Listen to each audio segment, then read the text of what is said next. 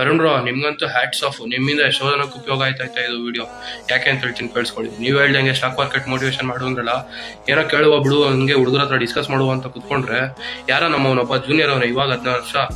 Bro, ನಾನು ಆಗಲೇ ಸ್ಟಾಕ್ಸಲ್ಲಿ invest ಮಾಡ್ತೀನಿ ಅಂದ್ಬಿಟ್ಟ. ನನಗೆ ಆಶ್ಚರ್ಯ ಬ್ರೋ.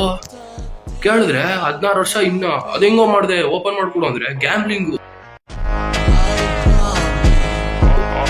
ಯಪ್ಪಾ ಗುರು, ಅಂತ ತಿಳ್ಕೊ, ನೀನ್ ಸ್ಟಾಕ್ಸ್ ಅಲ್ಲಿ ಇನ್ವೆಸ್ಟ್ ಮಾಡೋಕೆ ಮಿನಿಮಮ್ 18 ವರ್ಷ ಆಗಿರ್ಬೇಕು ನಿಂಗೆ. ಸರಿ, ಇದು ಹೆಂಗಾಯ್ತು ಗೊತ್ತಾ ನಮ್ಮ ಹುಡುಗನ ಕತೆ?